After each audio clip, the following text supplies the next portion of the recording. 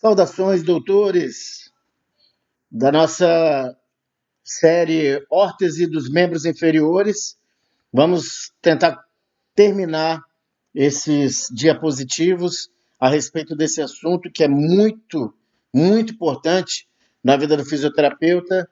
Então já está uma parte final aí. Temos 43 slides. Vamos ver o que nós conseguimos, meus amigos. Bom, órteses de quadril para ortostatismo e marcha. As órteses para controle de quadril são utilizadas com frequência em algumas situações pós-operatórias e em crianças com déficits nessa articulação, enquanto as órteses projetadas para garantir o ortostatismo e, além disso, a deambulação, são mais utilizadas nas doenças e lesões da medula espinal, meus amigos. Então você pensa aí já no indivíduo que precisa ter controle de quadril, né? Órteses para controle de quadril. É essencial que para a marcha exista controle do quadril, ok?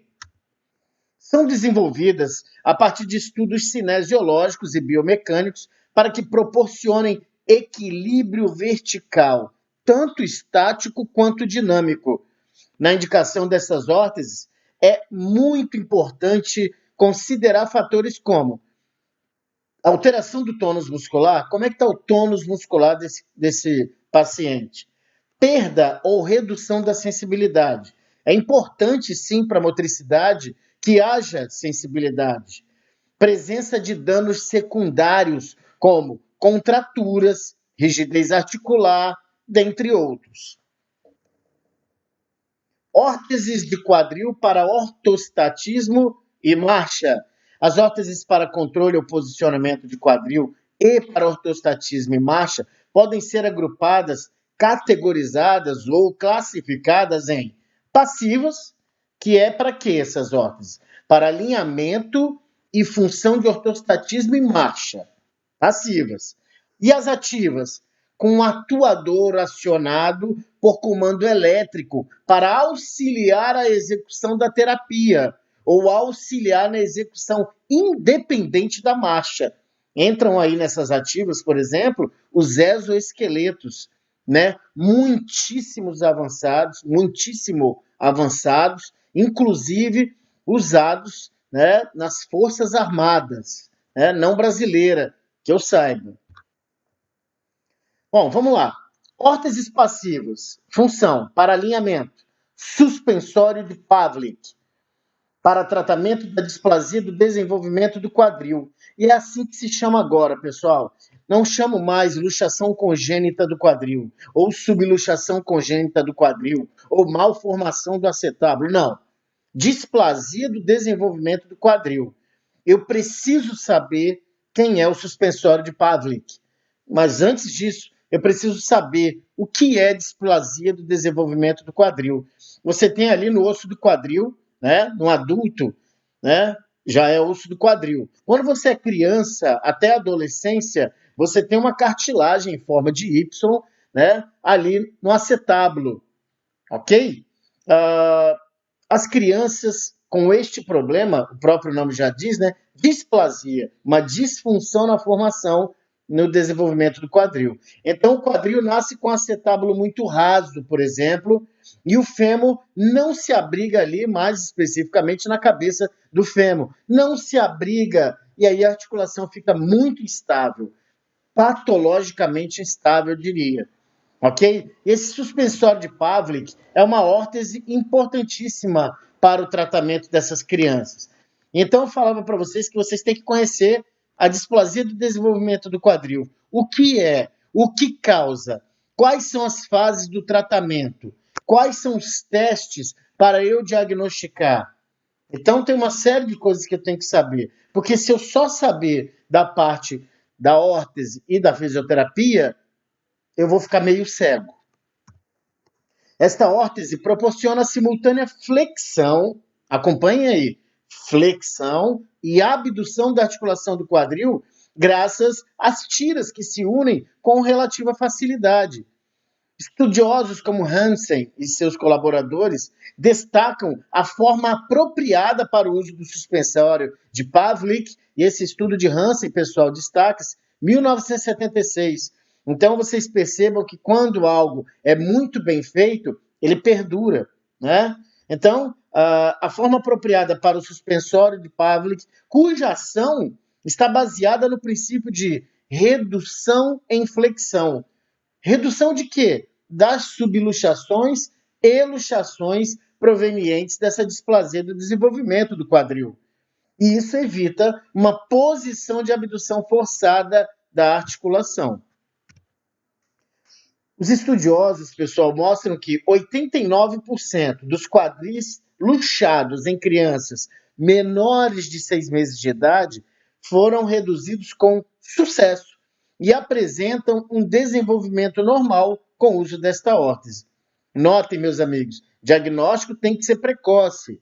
Esse diagnóstico vem do médico, vem do pediatra, vem até do obstetra. Mas se não vier e essa criança chegar para você, né, e pode chegar para você em primeiro lugar, cuja mãe está aflita e verifica algumas inadequações posturais da articulação do quadril, uma posição inadequada do membro inferior dessa criança, você vai fazer testes, né? Então, teste de Barlow, de Ortolani, vocês têm que ter isso dominado. Toda a clínica da displasia do desenvolvimento do quadril. Bom, aí eu quis colocar uma situaçãozinha, né, para instigar vocês a procurarem, né, não dá para tratar como há 30 anos atrás. Ou, se dá, eu preciso saber se hoje estão falando a mesma língua. Esse é um resumo, né, de um artigo do Flávio Henrique Noivo Benez dos Santos, um ortopedista e fisiatra. Olha lá, a articulação do quadril proporciona movimento e estabilidade do corpo. Atua de forma sincronizada durante a marcha com toda a musculatura dos membros inferiores, coluna vertebral e pelve. Vamos descer para cá, eu sublinhei. As principais afecções do quadril pediátrico. Então, a galera que vai mexer com pediatria tem conhecimento de ortopedia e traumatologia, porque tem que ter. Aliás, não é essa a condição. A condição é você tem o conhecimento da cinesiologia, da biomecânica, porque aí não vai ser ortopedia, neurologia, vai ser cinesiologia, biomecânica e cinesioterapia. As principais afecções do quadril pediátrico são displasia do desenvolvimento do quadril, doença de Legg-Calvé-Pertz, né, que é a necrose vascular da cabeça do fêmur, epifisiólise proximal do fêmur, onde ocorrem deformidades do encaixe da articulação do quadril e assim prejudica o desenvolvimento e o crescimento normal do paciente. Então, meus amigos, para a galera do quadril aí pediátrico, displasia do desenvolvimento do quadril, doença de Legg-Calvé-Pertz e epifisiólise proximal do fêmur. Tem que conhecer essas entidades clínicas. Órtese passiva para alinhamento, estamos falando de suspensório de Pavlik. De uma forma geral, pessoal, a criança permanecerá 6 a 8 semanas usando o aparelho. Lembrando que o suspensório poderá ser usado até os 4 ou 6 meses de idade da criança. Então você vê aí que esta órtese tem um tempo hábil para agir. Não adianta pegar uma criança de 9 meses e querer colocar um suspensório de Pavlik. Pode até ser alguma coisa adaptada, mas não vai ser-lo, né, originalmente. A partir dessa idade, até a marcha, as crianças podem ser tratadas com a redução incruenta, né, não cirúrgica, e a imobilização em aparelho gessado pelvipodálico. Então já muda aí o contexto no que diz respeito à órtese. Após o período de imobilização, que variará de 2 a 3 meses, o paciente passa a utilizar uma órtese de abdução, por exemplo, tipo Milgram, por mais 2 ou 3 meses. Vejam, pessoal, todas as fases e protocolos do tratamento devem ser seguidos.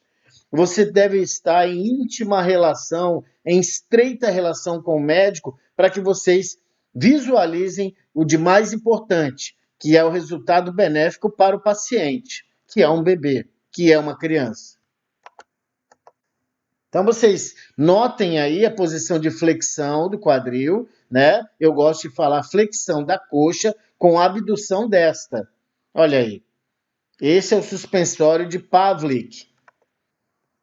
Aqui já é uma órtese de Milgram, que já passou da idade dos 6 meses, então você coloca aí uma outra órtese, né, para manter a abdução. O que essa abdução quer? O que você visualiza aqui? A cabeça do fêmur no acetábulo do osso do quadril, ok? Também para alinhamento e ainda na categoria órteses passivas, splint de Thomas e braces de Craig e Atlanta. São órteses utilizadas para garantir a abdução para tratamento da deformidade na doença de Legg-Calvé-Pertz. Meus amigos, o fisioterapeuta precisa estar municiado para tratar dessa entidade clínica e muitas vezes não encontra-se habilitado, porque não sabe o que fazer.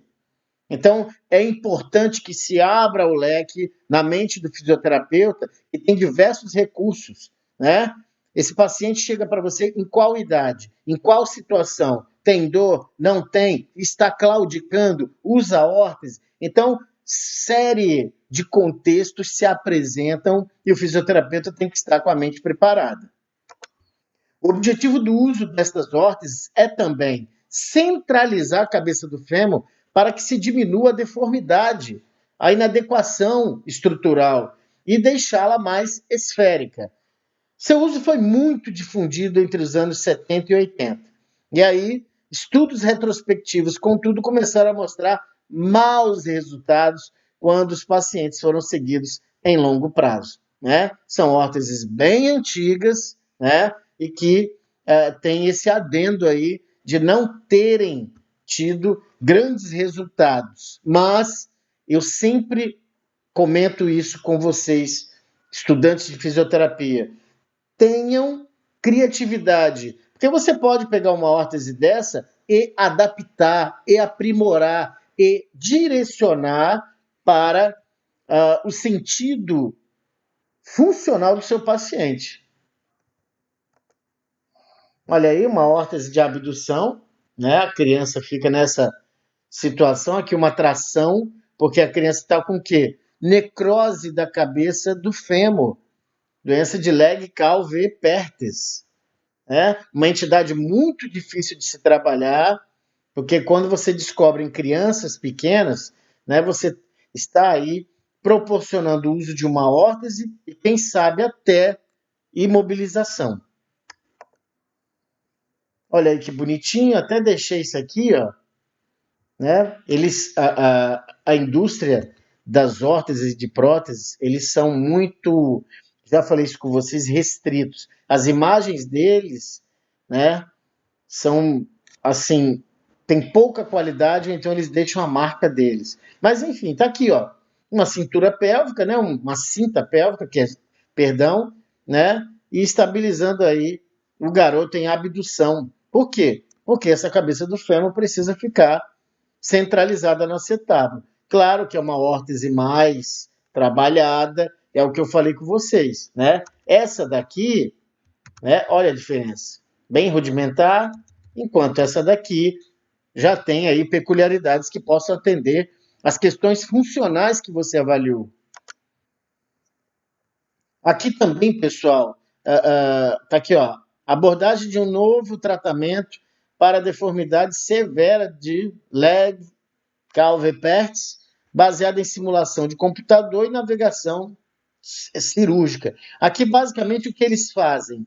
Eles produzem peças em impressoras de 3D. Nós sabemos que isso está muito, muito vivo aí na nossa atualidade, né? Então, é interessante que você também conheça as técnicas cirúrgicas, né? Uma necrose aqui, ó, uma parte da cabeça femoral muito necrosada, eles tiraram, né? Tiraram uma tirinha daqui, do trocante maior do fêmur, fixaram com parafuso e colocaram aqui para completar, né? E ficou bacana, redondinha. É isso que eles querem com a osteotomia, que são esses recortes ósseos, né? Para poder transformar uma face articular né, principalmente, e que ela fique congruente com a sua outra face articular. Então é importante ler, não só em português, meus amigos. Aqui, ó, leg pertis calve, leg calve pertis, eu sempre erro, e a corporeidade infantil. Percepção quanto ao uso da órtese Atlanta Brace, que é uma órtese, né, antiga. Então vale a pena pegar para ler, né? Aqui, ó, ao término visualizou que o uso de órtese gerou insatisfação infantil, a qual apresentou dificuldades no brincar e nas atividades de vida diária, facilitou o sofrimento de bullying na escola e prejudicou a corporeidade da criança. Então tem aí, né, nem todo estudo científico precisa ser, né, positivo. Pode ser que tenha dado errado e é interessante para todos nós da comunidade acadêmica que algo seja informado dessa natureza, que quando der errado, né, seja reportado, devidamente registrado. Órteses para funcionalidade, ortostatismo e ou marcha. E aí, mais uma vez, né, uma ilustração bem rudimentar, bem difícil de visualização com as qualidades que nós temos hoje em dia, mas a dificuldade de arrumar boas ilustrações para vocês. Bom, para estas órteses é importante que se considere o vetor força de reação do solo. Meus amigos, vocês têm uma força vertical da gravidade que é axial, para baixo. E vocês têm a força do solo para cima, né? Isso é interessante de se saber. Quais são as relações, né, para que isso seja muito bem adequado, muito bem desenvolvido para que a biomecânica seja favorável à mobilidade. A localização do centro de massa corporal e a posição das articulações mecânicas. Então, veja aí, o vetor de força de reação do solo, a localização do centro de massa corporal e a posição das articulações mecânicas. Está aqui as articulações mecânicas, né? E aí a força, você tem essa força de reação do solo, que vem de baixo para cima, obviamente, e você tem essa força para baixo aqui, ó, que vem, né, de cima para baixo, uma força axial. E aí você precisa equilibrar essas forças. No uso das órteses não é diferente. A adaptação, né, os cálculos têm que seguir essas questões. CAFO com apoio esquiático. Lembra de CAFO? CAFO, joelho, talo crural e pé. Semelhante ao descrito anteriormente, em casos de ausência de controle das articulações do joelho e talo crural. Vejam aí que não é mais falta de controle do quadril. Já desceu um pouquinho, né? Falta de controle das articulações do joelho e talo crural. As CAFOs podem ser utilizadas para aliviar a carga axial do membro inferior acometido, aquela que eu lhes falei, né? De cima para baixo, e também em casos onde o apoio permitiu maior estabilidade pélvica. Então, olha aí, né? Você tem um apoio aqui, ó, e aí você tem articulado, você tem uma força aqui, outra força aqui, né? Uma órtese longa com apoio isquiático, acoplada a uma sapatilha articulada. Tem uma talazinha aqui posterior da perna. Tudo isso você vai verificar o quê? A postura, o centro de gravidade da pessoa, uma bela avaliação postural você vai ter que fazer para você não causar disfunções na estrutura postural dessa criança ou desse paciente adulto, jovem, enfim. Olha aí a órtese, muito bacana, né? Hip, knee, ankle and foot. Então, quadril, joelho, talo crural e pé. Ou órteses ingnopodálicas, se referindo à região inguinal, né? Vulgarmente chamada virilha. Também chamadas de órteses mecânicas convencionais com cinto pélvico, ou também chamadas de tutores longos com cinto pélvico. Elas são compostas por uma banda pélvica e articulações do quadril unidas aos prolongamentos das hastes laterais.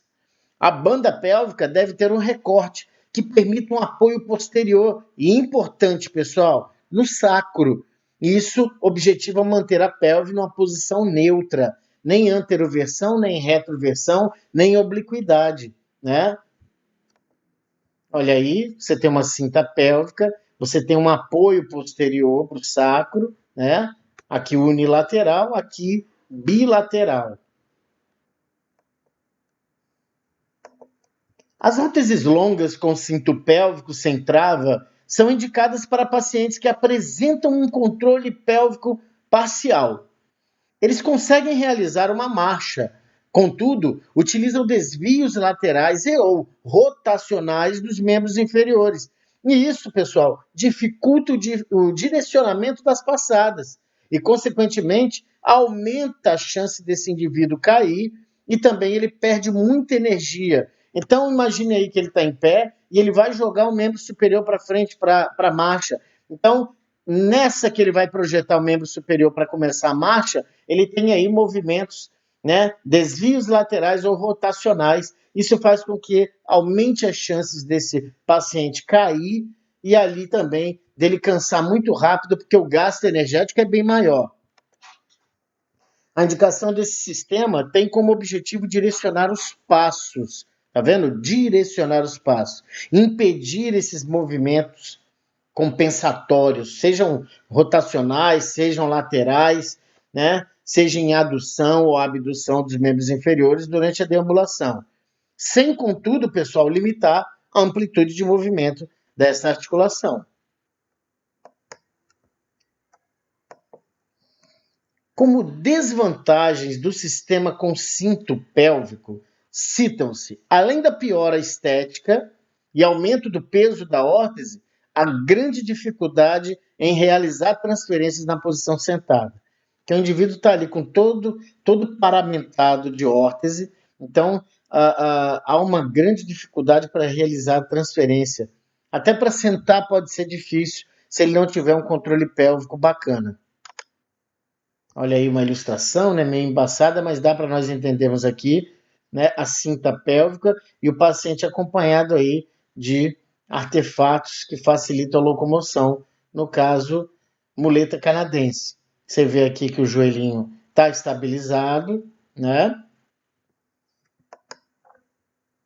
Pessoal, aqui eu começo a chamar a atenção de vocês, ó. Assistam todos, é muito interessante que vocês possam assistir todos os vídeos, porque eles estão estreitamente aí relacionados com a nossa abordagem de hoje.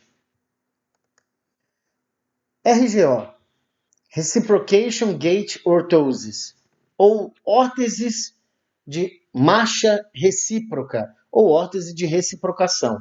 São indicadas para pacientes que não apresentam controle sobre os membros inferiores, nem pelve, nem tronco. Observaram, pessoal? É interessante observar as indicações. Elas permitem uma marcha de 4 pontos com menor gasto energético. Existem inúmeras encontradas no mercado, e aí eu coloquei algumas para vocês que vocês podem, né, se deliciar. São muito parecidas umas com as outras, tá? Detalhes as diferenciam. Então, você tem as órteses de Walkabout, Parawalker, a Argo, a LSU, a Irgo e também a RGO biaxial. A RGO, né, que nós listamos aí. Vamos falar primeiro delas, da Walkabout. Indicada para pacientes com paraplegia baixa, pessoal, que apresentam controle parcial ou total do tronco. É composta por 2 cafos, né? 2 órteses ali de joelho, talo crural e pé, unidos medialmente por uma unidade de reciprocação. Essa unidade de reciprocação, pessoal, contando em miúdos aqui, é o seguinte: quando você projeta o membro superior anteriormente, isso é um ponto gatilho para que o outro venha junto, entendeu? Então você vai dando passo, né? A sua projeção anterior do membro inferior faz com que o membro inferior contralateral também se projete. Essa é a unidade de reciprocação. Esse sistema permite que o próprio paciente, quando sentado, remova facilmente a unidade de reciprocação, facilitando as transferências. Então guardem, pessoal, essas RGOs são muito boas órteses, né? Guardem este nome. né? E aí eu estou mostrando vários tipos. A Walkabout foi a primeira. Está aqui um linkzinho para vocês acompanharem no vídeo. Para a realização da marcha, os pacientes deverão utilizar bengalas canadenses ou andadores. Por isso que a marcha, cadê? Por isso que a marcha... Cadê? A marcha está lá atrás. A marcha é de 4 pontos, né? Você usa moletas canadenses, né? Ou bengalas canadenses e andadores e realiza uma inclinação lateral para um dos lados, né? Inclinação lateral do tronco e joga uma perna, permitindo o desprendimento e avanço do membro inferior contralateral. E vocês vão observar bacana no vídeo aí com o link que está aí embaixo. E a Parawalk, que também é um tipo de Reciprocation Gait Orthosis, ou seja, a órtese de reciprocação. A órtese de reciprocação Parawalker, ou HGO, que é Hip Guidance Orthose, né, é de quadril, foi desenvolvida para crianças com espinha bífida, com objetivos funcionais globais. É a versão adaptada para adultos com paraplegia. E aí fez-se para essas crianças. A estrutura metálica utilizada em sua confecção permite a rigidez lateral e o funcionamento harmônico durante a deambulação, somente com a realização dos movimentos de inclinação lateral e remada. Executados com auxílio de bengalas canadenses, a órtese será responsável pela deambulação do paciente, resultando em uma marcha com baixo gasto energético. É muito legal, assistam o vídeo o link abaixo. Uma outra RGO são as ARGOS, Advanced Reciprocating Gait Orthoses. É uma órtese de reciprocação composta por CAFOS também, joelho, talo crural e pé. Componente pélvico com articulações de quadril, unidas por um único cabo de reciprocação. Unidade pneumática, né, interligando as articulações do quadril, de joelho e o componente torácico. Bacana também. Esta órtese apresenta em sua extremidade inferior afos, né? Você já não tem aí joelho, termoplásticos com reforços em carbono e uma aba medial longa com apoio no côndilo medial do fêmur. Nos afos são fixadas somente hastes laterais, as quais unir-se-ão às articulações do quadril e tronco. Olha aí, claro, é propaganda, né? Mas para conseguir uma ilustração bacana, né? Olha aqui a AFO, né?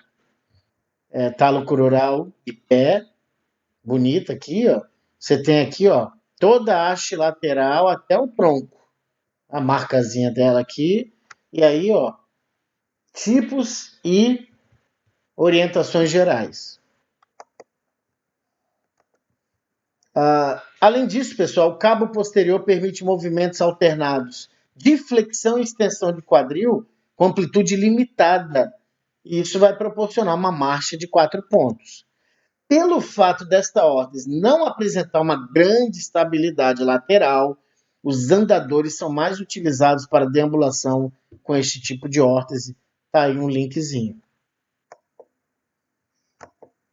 A LSU, né, Louisiana State University, ou órtese de marcha recíproca, é composta por 2 cafos, confeccionados em termoplástico, unidos por uma banda pélvica metálica, além de suportes torácicos, enquanto 2 cabos de reciprocação conectam as articulações pélvicas.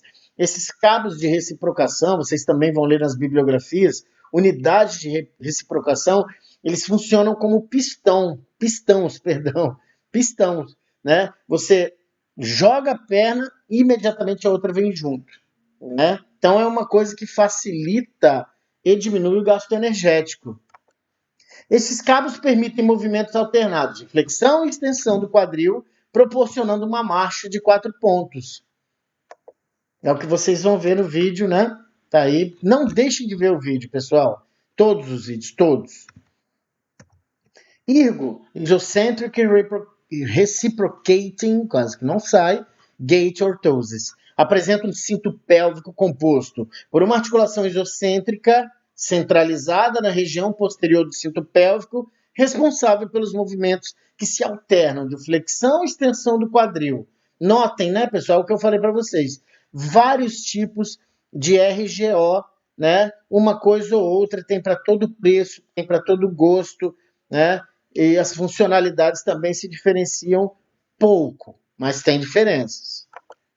Esse cinto é fixado em uma unidade que envolve a região tóraco-lombar, geralmente confeccionada em fibra de carbono, o que impossibilita ajustes durante o crescimento. Tá vendo? Essa peculiaridade é muito importante. Então, ela é ajustável se o indivíduo crescer. Aí você não pode prescrever uma órtese dessa, porque senão ele vai perder dinheiro, a família vai perder dinheiro. Um sistema de trava com bloqueio e desbloqueio encontrado nas articulações do quadril permite que as duas articulações flexionem simultaneamente durante a transferência para a posição sentada. Pessoal, vou parar por aqui. Depois vai ficar restando só um pouquinho, mas para não ficar enfadonho, vou parar por aqui. Um forte abraço e até a próxima!